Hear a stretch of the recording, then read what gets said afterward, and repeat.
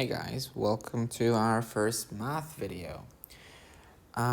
Today we're doing something very basic to any high school education or any math class that you do, and we're using trig identities. Now, we're not going to be going over the most difficult things. We're going to go over the basics of how to use the most basic double angle identities or addition and subtraction identities.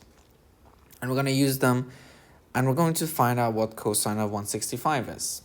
Now, let me know if you would like to do like intuition of why the trig identities work the way they do, and if you want to learn them through imaginary numbers or complex numbers, let me know. I can also put that. I think it's pretty how it works. It's kind of cool.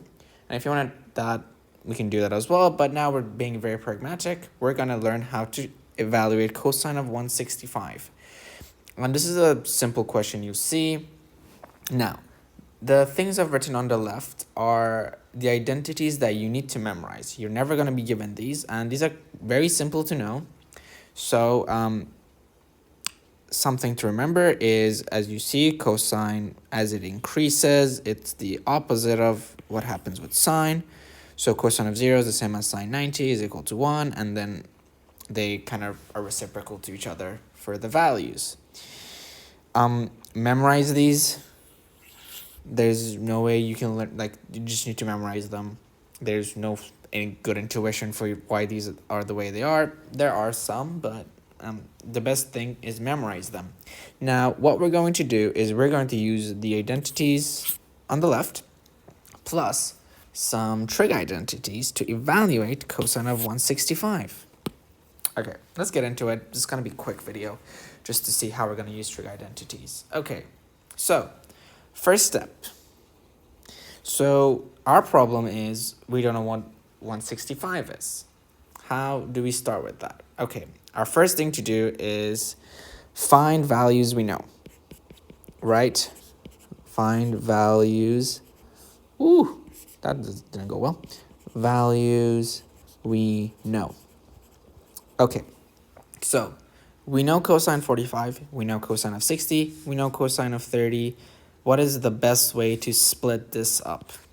Now, there's multiple ways. You could do 90 and then a 45 and a 30. Yeah, that does work. That wasn't what I was thinking when I wrote the question, but that also works. Now, the first thing I would think of is we can write cosine of 165 as being equal to cosine of 120 plus 45. Why did we write it like this? Well, we know that cosine of x plus y is equal to, if I remember correctly, cosine of x, cosine of y, minus sine of x, sine of y. Let me make sure that's correct. Oh, that is correct. Good job, me. So we know this to be true, and you should have a data booklet or something that tells you this is true. Like, I hope so. But this is a very simple trig identity, and we're going to use that. Now, let's just work it out. Now that we have them in terms of something we know, we're just going to write it out. So what do we have now? So we have cosine of 165 is equal to cosine of 120 times, let me just not put that there, cosine of 45 minus sine 120 times sine of 45. Now, I'm going to deliberately make this a bit harder than it has to be. Now, if you know the unit circle,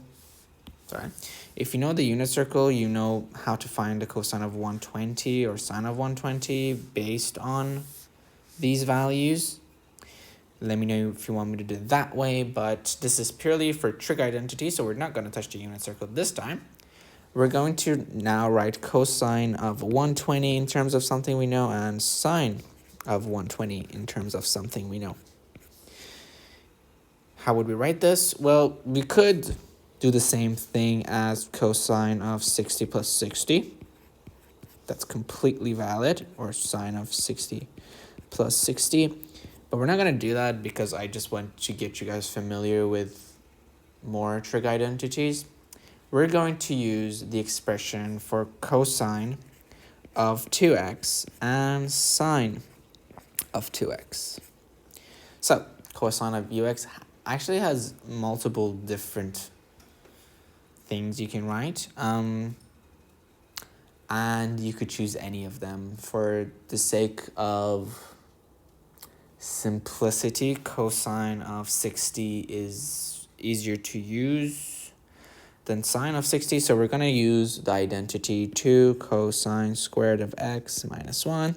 And sine of 2x doesn't actually have any different form, just sine of x cosine of x. Okay. This is just practice for you to learn how to use the trig identities to evaluate this. You'll have a similar questions on your test, so this is just how we're going to break them out. Okay, so we're here right now. Let me just circle it. We're here. We're trying to break down the cosine and the sine, and we're going to use this.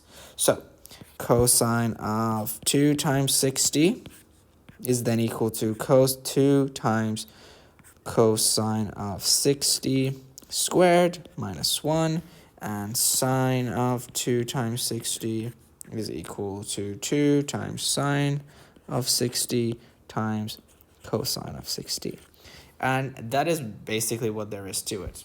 So now we have cosine of 60, and sine of 60, and we know what those are. Now it's basically, let's go from our values over here and just substitute them in. So this is equal to cosine of 120, and that is equal to, ooh, my cosine looks weird. Cosine of 120, and that's equal to 2 times cosine of 60 is 1 over 2 squared minus 1. That is 2 times 1 over 4, just 1 over 2 minus 1 is equal to minus a half. And here we have 2 times sine of 60 is root 3 over 2 times 1 over 2. The 2's cancel out, it's just root 3 over 2. And now we go back to our expression at the top. So we have cosine of 120 times cosine of 45 minus sine of 120 times sine of 45. So based on what we got, it's minus 1 over 2 times cosine of 45. Memorize this, is root 2 over 2 times root 2 over 2, or equivalently 1 over root 2, whichever you're more comfortable with. The reason I write them as 2 and 3 instead of 1 over root 2 is this way it's easier for you to remember, because it's 0, root 1 over 2, root 2 over 2, root 3 over 2, and root 4 over 2. It's kind of cool that it does that, and it does that because of the sine squared plus cosine squared identity, if you want to get more into it. But let's go back, and we have sine of 120, which we evaluated here to be root 3 over 2, and then sine of 45 is the same as cosine of 45, it's root 2 over 2. We evaluate this to be minus root 2 over 4 minus root 6 over 4. You can simplify this more if you like, but this could be basically your final answer. Now, takeaway from this is, you're usually going to be given a cosine of a value that you don't know. The first thing you need to do is see if you can break them down into parts that you know. So we know 45, we know 120. Well, we can write 120 in terms of other things. And then you need to, based on what you have here, recognize what trig identity I'm going to use. So you look at your data booklet, you're like, oh, this looks very similar to this. So I choose this one. Then you might have to do another time. You need to do another trig identity. So say cosine of 120 is equal to cosine of 2 times 60. Or you could do cosine of 60 plus 60 and then reapply this again, whichever one you're more comfortable with, it doesn't matter. I just wanted to use this one so you can see how different ones are used. And then you just plug all of them in, you get the values, and that is it. Hope you guys learned something. See you soon.